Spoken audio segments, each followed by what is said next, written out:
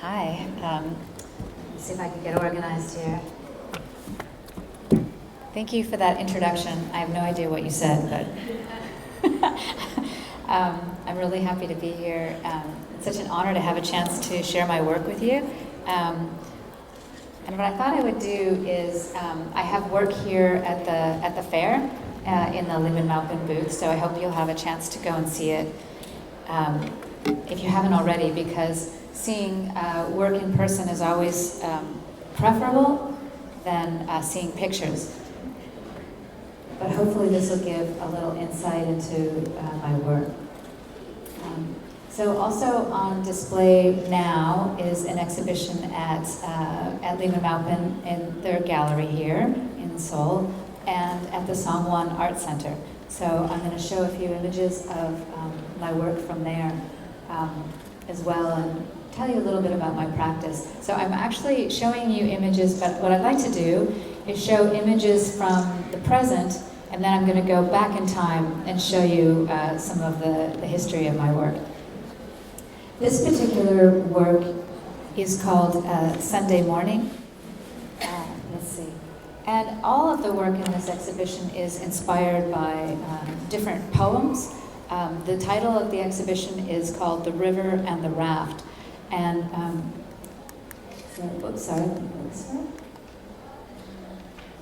this is another work that I did called California. It's, I live and work in California, and also I've lived in South Africa for 10 years, where I work with women who are master bead workers. So everything that you see that I do, for the most part, is made out of glass beads. So what you're looking at here are beads which have been woven together with needle and thread. And then on top of the woven material is oil paint. So I paint on top of these woven cloths.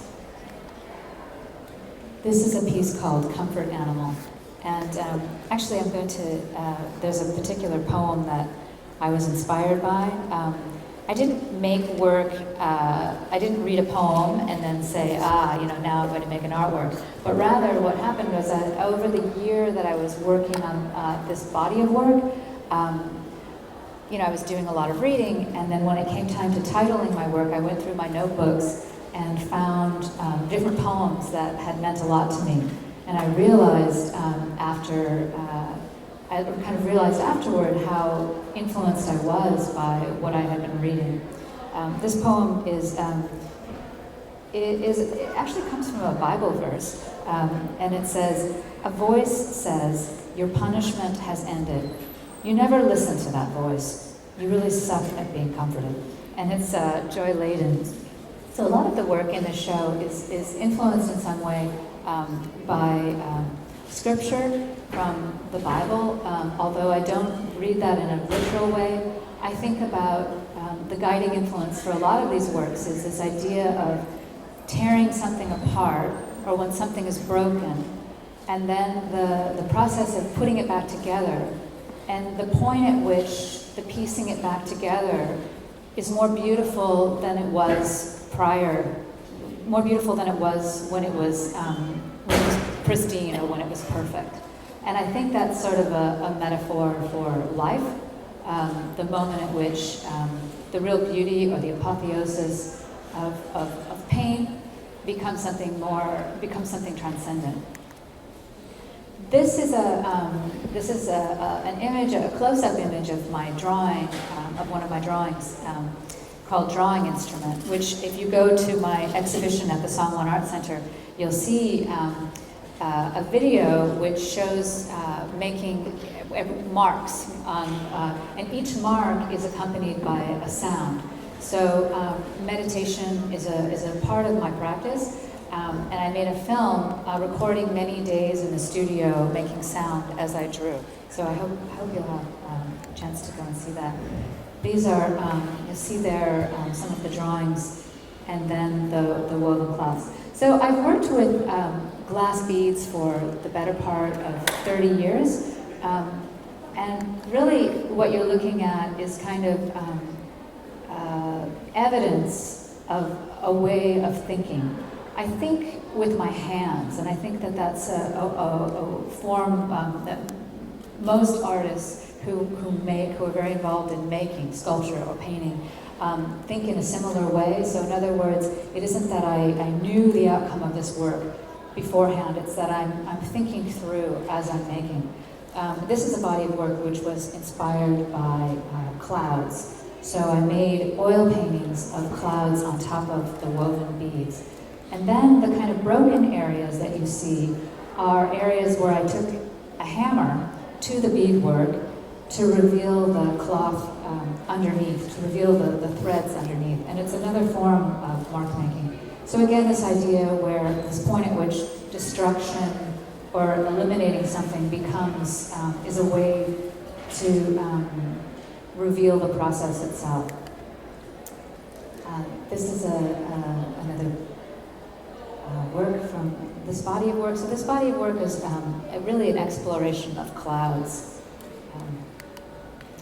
Here's more, and you'll see there this piece of panis, which is actually in the fair now. That's just the cloths that are folded, so you could go and see that in person, which is a rare moment because usually when I give a talk, you're trying to understand something that's so handmade just on a screen, and it's always so great to have the presence of the work and to feel the tactile nature of the material.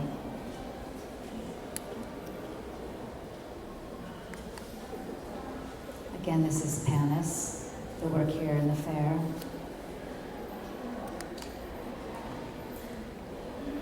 I think of this work, there's a kind of domesticity to working with glass beads. It references a kind of domesticity or a kind of sphere of what we would traditionally call women's work, which 30 years ago would have been a negative thing to mention. It would have meant that my work maybe wouldn't be taken seriously because we were more accustomed to thinking about serious art materials as being steel or wood or clay. It had to be a very masculine material in order to be a serious material. And my work argues for the idea that it's a non-binary approach. In other words, what I mean by that is it's neither only feminine nor male. It embraces both approaches. It embraces all histories. And in particular, I am interested in the history of craft, but also interested in how that intersects with the Western canon, how that intersects working in other parts of the world, like in Africa, where beads mean something entirely different than they do, say, in the United States. When I first encountered beads 30 years ago, beads would have been thought of as something you'd see on a wedding gown in the United States. So here you're seeing a close-up of oil paint applied in very thick dabs or commas on top of the woven material.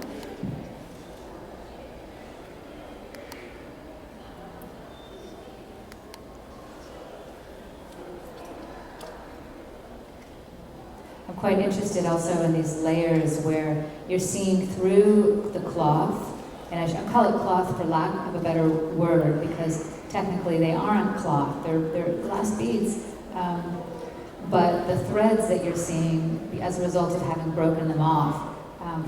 But I'm interested in this kind of sfumato effect where you're seeing painting underneath layers. This is a piece called The Clouds, and it's an installation of over 600 individual woven sheets, which I painted with clouds. The interesting thing for me about this work is the way in which, you know, to make this work, it's very up close. You have to, it's one at a time with needle and thread. And so there's something about seeing it from a very far distance, very high up, so that, you can't really quite take in all of the detail. So there's a kind of anonymity to the detail. This is another This is a close-up of some of the clouds. And again, some of the broken. So this is a picture in my studio. The rock that's there is the rock that I use to lay the woven cloth over the rock, and then I hammer the beads off. I love how this looks. It looks like some kind of ancient ritual or something. These are kind of showing. This is in my my place in Durban, South Africa. I began to paint on top of the woven cloths or sheets in South Africa because in South Africa there is incredible cloud formations, very, very dramatic. They call them, African thunderstorms. And I began to start to paint. And this is where the body of work. So we're working our way backward here. So this is why you're seeing the beginning of that process. These are some of the clouds. This is just an ordinary day in Durban, where I lived. This is another project I did, moving further back in time, called The Waves. And what it is over 1,000 of these cloths. They're all made from an identical white bead, and the beads that I work with are always glass, which are from Japan. And they're a uniform white, almost like a titanium white. So what you're seeing in this gradation is the result of holding the beads in our hands for many, many hours and days, and the natural oil of the hand staining the thread that we're using to make the material. So it's as though the remnant of this interest I have in anonymity, it really is impossible to be anonymous, even in something as repetitive as a single stitch. Actually ends up leaving behind these, what I think of as beautiful traces, which are happening by accrual over time. And this is, it ended up being in an entire room. It's one of my favorite projects because it's really the epitome of my collaboration working with master artisans.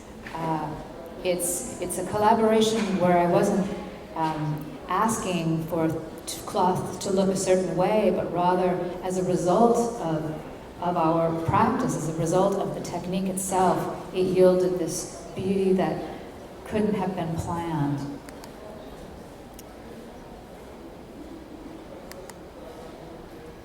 It just still kind of astonishes me to think that it's the same uniform white and yet has so much variety and variation. It's kind of the humanity inside minimalism.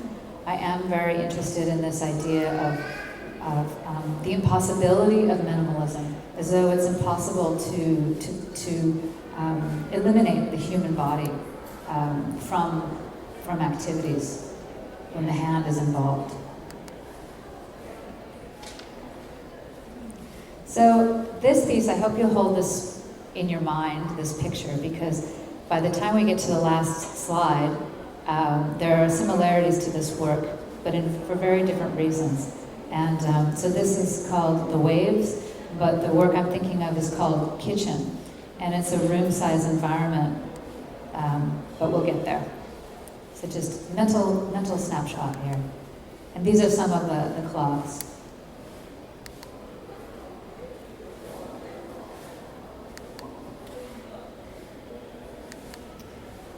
And by the way, if anyone has any questions, we can answer them at the end here. This is another body of work called Itlube, which is an isiZulu word for random. And it's a result of, I'll show you an image, kind of help to see how the work is made.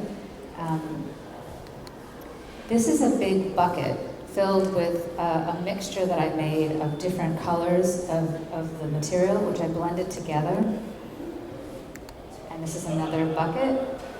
So I was thinking about the material as paint. So moving back in time, this is prior to painting with oil paint. This is sort of the beginning of, or don't know the beginning, but it's one of the explorations that I was really starting to think about paint and the way that, and starting to think about a more spontaneous gesture. So what would happen is that I would make these little kits and then commission, these are the raw material of the beads themselves coming from Japan.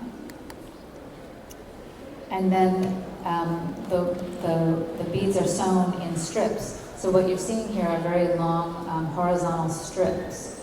And those strips are made individually, and then we sew them together in my studio. This is another exploration. Again, an exploration about the kind of random quality to a handmade process, and thinking with my hands in some way, and thinking with our hands in a collective sense, working with women. This is a very close-up picture of what that looks like. And I love these little incursions or areas where things might go wrong, where there's like a stitch or a thread showing or something that's starting to reveal the humanity inside a labor-intensive process.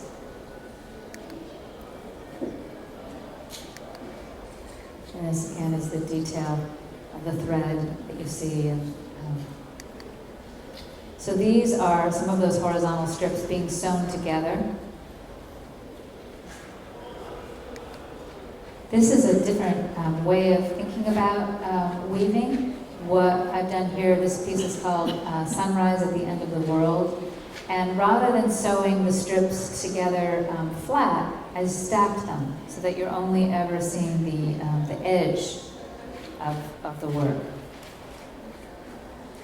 Again, playing with this idea of anonymity in a process so that you don't really see all that it's made up of, but it's implied. These are individual sheets which have all of these gorgeous, what I think of as really gorgeous streaks and evidence again of the human hand. But instead of showing them this way, like you saw that I did in other more recent work, what I did was stack them one at a time. And this is a piece called The Book of Days. And what it thinks about is kind of the way in which our days are compressed, and you can never really fully comprehend the full beauty of experience. It's always kind of the glimmering edge. There's something kind of, what I think of as kind of a little bit, there's a kind of sorrow, or I don't know, sorrow might not be the right word, pathos inherent in caring really deeply about something that people may not ever see, let alone appreciate, which is really the essence of my work in some way. And it used to, my experience showing my work, oftentimes people may not even realize what it's made out of, or something I might have spent a year on, like this project, for example. I spent many years on it. It's 365 sheets to stand for each day.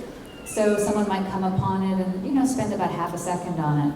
And there's something kind of, you could get really discouraged by that, or I became inspired by that in some way.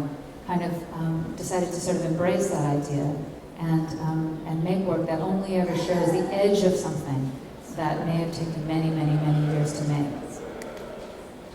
These are other explorations. The yellow work is called Almost Home, and it's a woven netting, kind of exploring, what is a painting? Is it paint? No, it's made of glass beads, but is it sculpture? So it's this kind of play between paint and sculpture. This is another work called Vis-a-Vis, and what it is it's a woven netting wrapped over a painting, I'll call it that, although it isn't, it's woven beads. But again, you would never really necessarily know that woven painting underneath, really exactly what it is, so a kind of mystery. This is another exploration with the grid, thinking about different ways of articulating the material.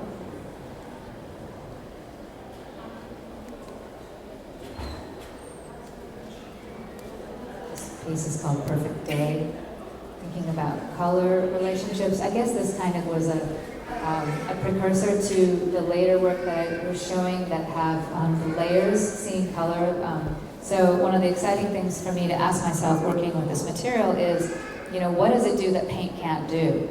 And it's the three-dimensionality of the work and the way that you make color by layering color, so that the yellow, the orange, and the blue creates another kind of symphonic that you can see, not by mixing or blending or adding water or adding turpentine, but rather by layering.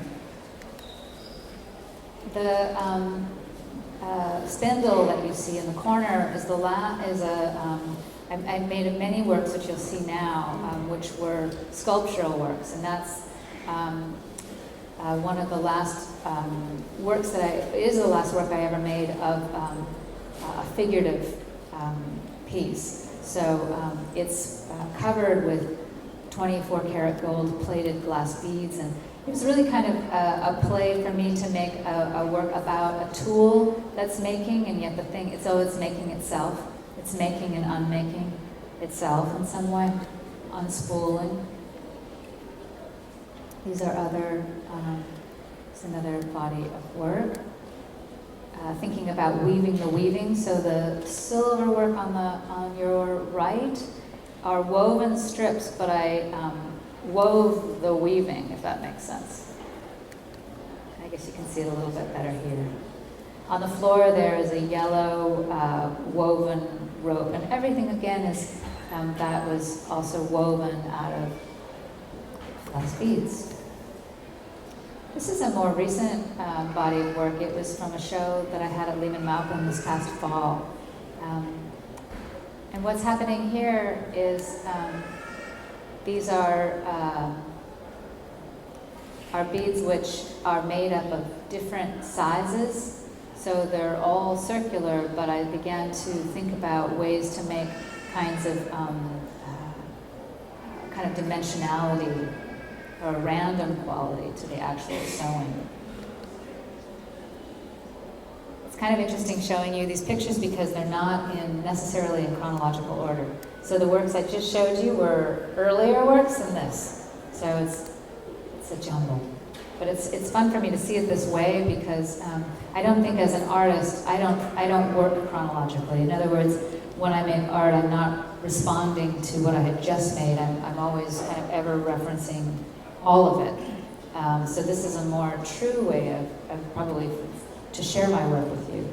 These are woven stacks of these kind of, I kind of evolved a technique which is very similar to the way that I draw, which are these cellular circles woven together.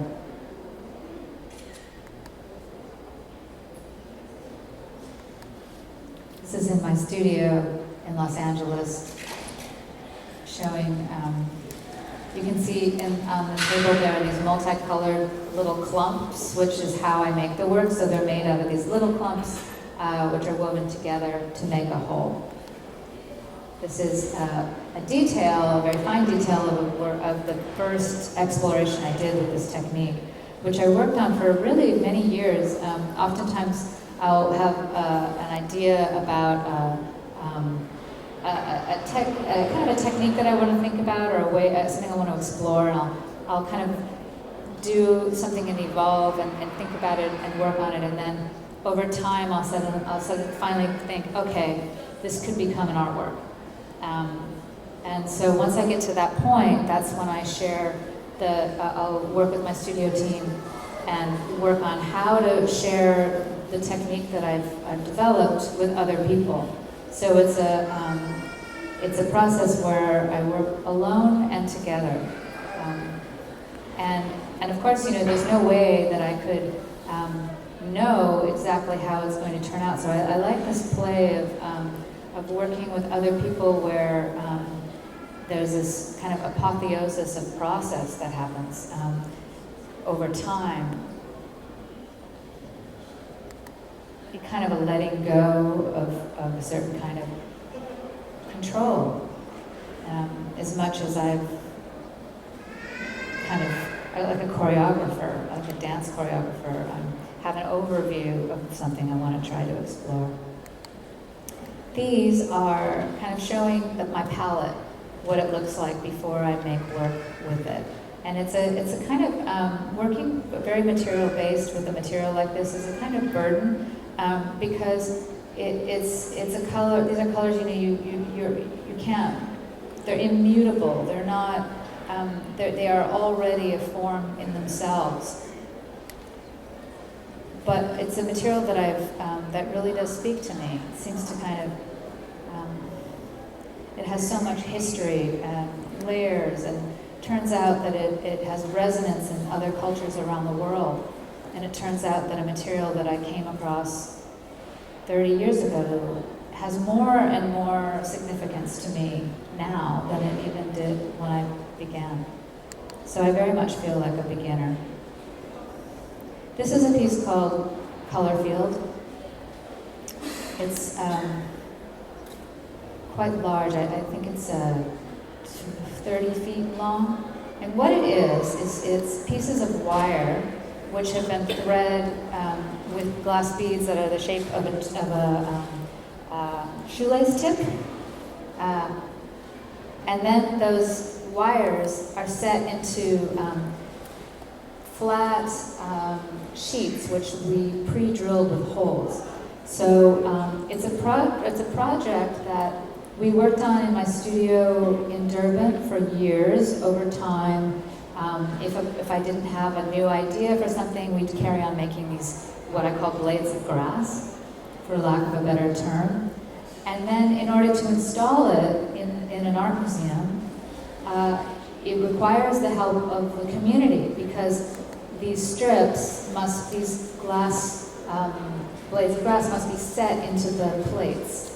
So they're not permanently affixed. So it's an artwork that changes based on where it's installed. So actually, it could be quite a lot larger than it is here. This is showing a different way that I set it up. This is in my studio. And you can see the plate there, that green plate, which really shows you how they're in these, how they, once you press them into the plate, what they look like. And these are the individual blades of grass. Not that there is such a thing as blue blades of grass, but nonetheless. But for me, it was really a work that was exploring color, for sure, the grid as an ongoing vision, but also kind of a certain kind of spontaneity, because every time I install it, it becomes a different kind of picture. This is another work called Gather 1 Million, and these are 1 million, again, what I would call blades of grass, which are tied together and stacked. And this, for me, was a work that's really about this idea of harvest, or the joy of working. I'm interested in the point at which labor becomes love, and that this piece for me is about that.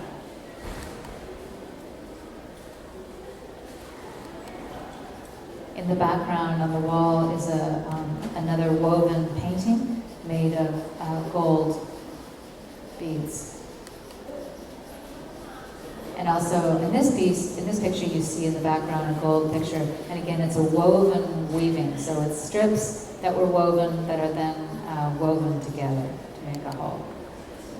This is a piece called Continuous Mile. And what it is it's a 1 mile long single rope made of beads. So it's one continuous piece. And it's, in order to install it, you take the rope and lay it down and go into a circular form, and it's stacked on its own weight.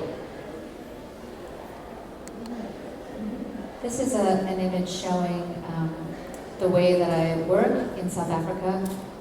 Many of the women that I work with work from home. Well, they work from home, especially commissioning specific pieces.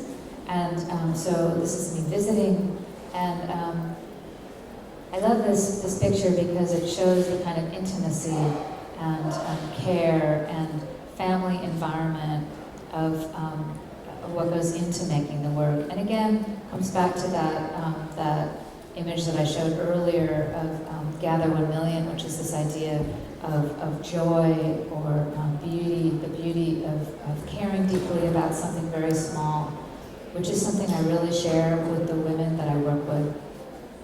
But you see, this is a woman that I work with, Lipsile, seated on the bed, and her daughter, and then that's her son peeking through the window, and he too weeps, so it's not just women. This is now working our way backward. This is, again, this is a project I did in 2008, where I balanced the beads, which are again these kind of shoelace tip shapes, on their tips. And this was the beginning of abstraction for me, of really abstracting patterns. So they were carpet patterns. This is quite large, it's about 8 feet tall. And you see where the pattern starts to diverge. And that was really because I wanted to make work that really was allowing the influence of the place where I was working to influence me, the kind of chaos or uncertainty of living in a foreign country. This is working with my studio team.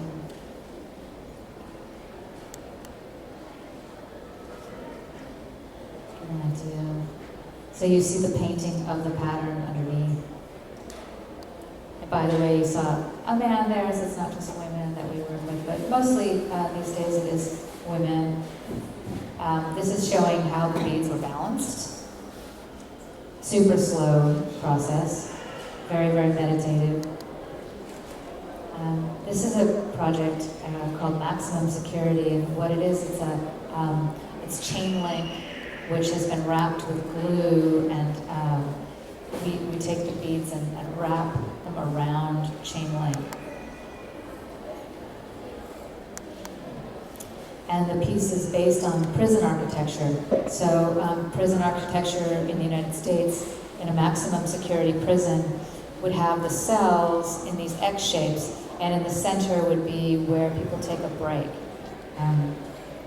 So I was interested in transforming an image of confinement.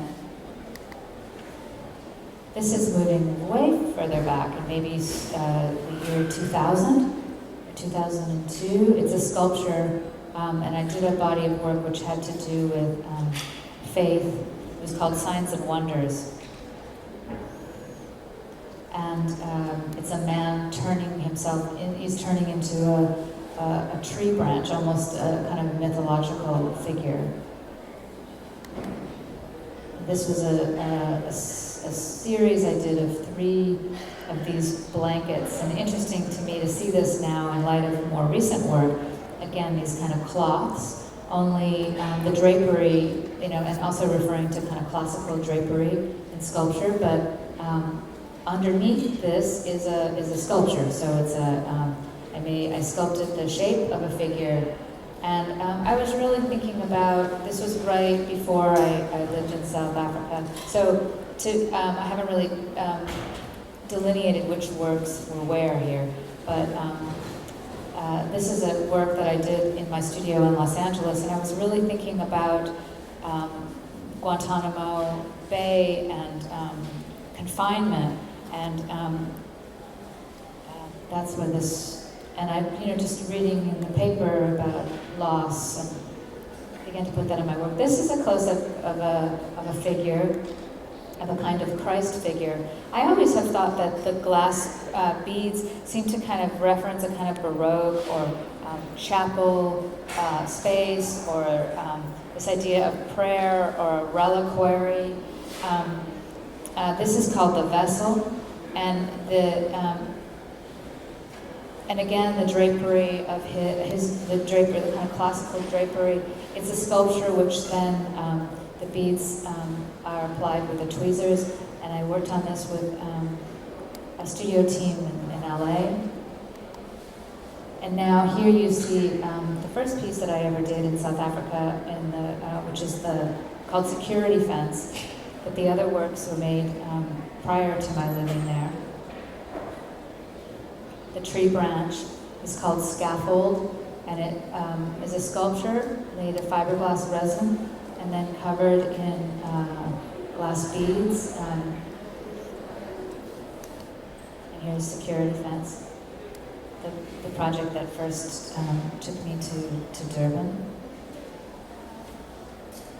When I first went to South Africa, I didn't really realize how symbolic this image was. Of course, it's obvious now to think about apartheid and think about chain link and how townships during apartheid were people were blocked in by chain link and weren't allowed to leave the townships unless they had passes. So it's a very, very painful part of South African history. When I went there to make this sculpture, specifically wanting to work with master artisans, I wasn't thinking, this is the perfect project to work on with them. I was rather thinking, I just want to work with people who have a wonderful, beautiful skill. There was great need for employment. And I was thinking again about Guantanamo. I was thinking about the U.S. history. I was thinking about confinement in the United States. We have the highest prison population in the world. I was more thinking about that as a landscape. So it was incredible to be living there, to be making a work that was so incredibly meaningful to all of us, from my perspective as an American, and to the people that I was working with from their perspective. And that's one of, I think, the exciting things about making work, that it has universal, that when there's something that universally we can all relate to or identify with. So these are glass beads, literally glued to razor wire. But the security fence, the enclosure itself, was a sculpture that was made to specifications that I shipped from my studio in LA to Durban. And this is an image working on the piece to the Sile, the woman that I work with. And this is, so you can see how long ago this was. I've been working there for 15 years. My hair was really short.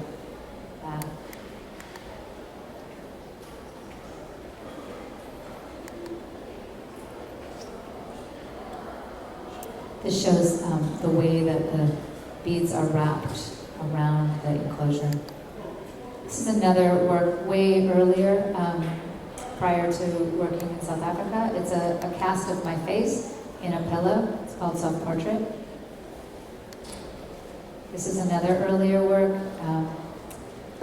It's Adam and Eve, but I recast them. He's a bodybuilder and she was a mud wrestler. Again, thinking about faith, thinking about this image of shame when Adam and Eve are cast out of the Garden of Eden.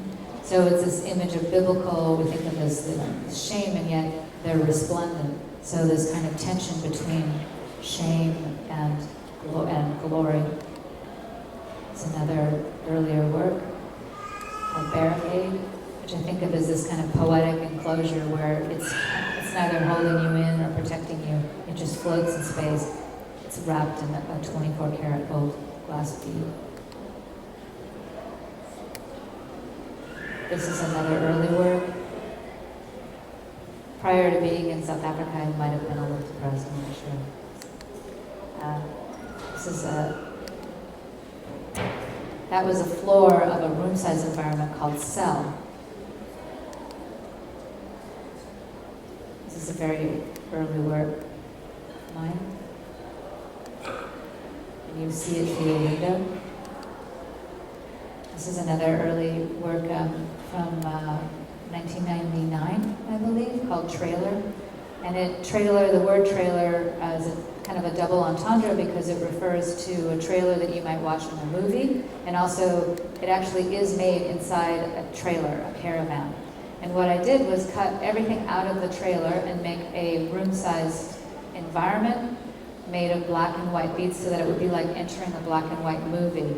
And there's sound in it, and it's an experience that you have to have. So showing an image of it seems a little bit crazy, but every single surface is covered in glass beads, so this kind of sparkling, dystopic image, kind of a man living alone, and and you sort of see a murder weapon, so something's gone wrong. And that's the exterior of the work. It's a 40-foot long mobile home. This is another earlier work. This is the early 90s. This was actually a commission. Somebody wanted me to make a work, especially for them, so I had them send me their trash for 1 year.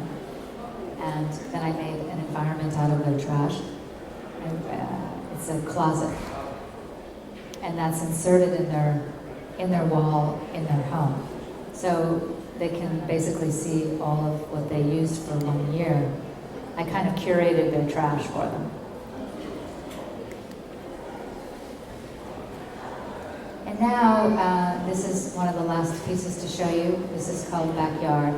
And it's a 568 square foot environment where all the blades of grass are made out of beads. I worked with the community in Los Angeles. And so you kind of see the relationship between this kind of interest that I've had working with wire and thread over the years and how that's changed. There were many flowers, bugs.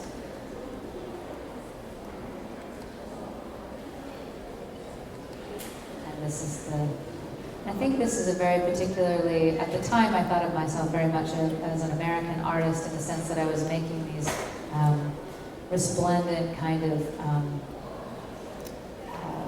shining, sparkling, American icons. And the barbecue is very, very ubiquitous in America. It seems to reference leisure, pleasure, vacation, and yet in order to make this, there's so much labor in it. So it's a tension between labor and pleasure, visual pleasure. All the items on the picnic table, the food, the sandwiches. This was made in, I think, from 1996 to 1999, something like that. And again, it's made up of a grid. So this was an early interest of mine. And this is the overall experience.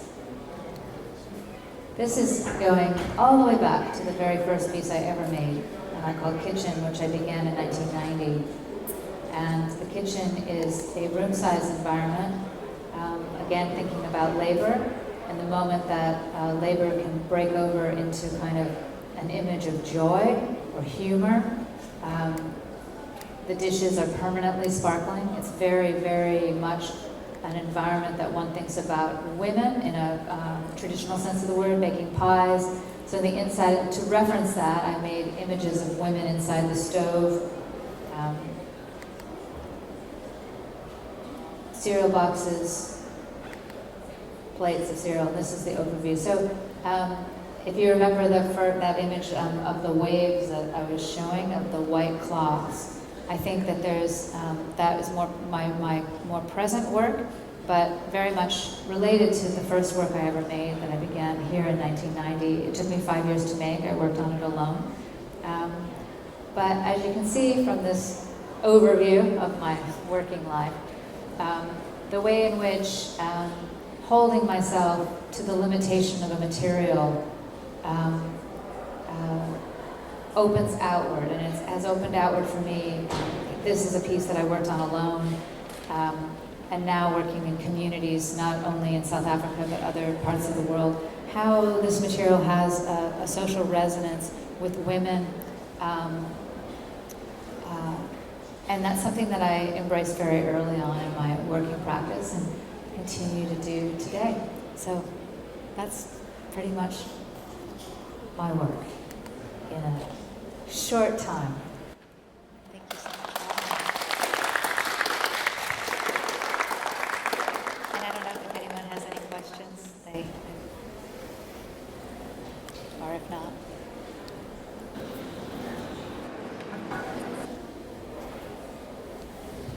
Hi, thank you for a beautiful talk. I It's very interesting to see your earlier works until the recent works. And it's just my feeling, but I think your works have become a lot more abstract and meditative now. So could you share a little bit more about those change of your meditative thoughts or process? Yeah. It's hard to trace that for me, but because it happens so slowly over a period of so many years. But for me, it feels like I'm always trying to get to the essence of the work. And I no longer need to build a set to talk about labor, for example. It's actually implicit in the material itself. And maybe it required doing all of this so that it exists in the world. I often think that artists have their lifetime to explore their central idea. And that central idea means that you have to almost explore every single permutation. It isn't enough, and I realized it actually as a young artist, when I would make, say, the cereal box in the kitchen, that it wasn't enough to say, but can you imagine that this is actually a whole universe? You had to make the entire kitchen to make that point, because the physical experience of that amount of labor and care and joy and humor can only be told by taking it all the way. So in a way, I don't think I could have I don't think it would have been as, here's what I want to say. I would have loved to have started with the kind of work I make now. But this felt like it needed to exist in the world. I'm glad that it does. It's too bad I had to do it, because it took me a really long time. But I don't know if the abstract work would have had the same resonance if this work hadn't existed. Yeah. Thank you, everyone. Thank you so much.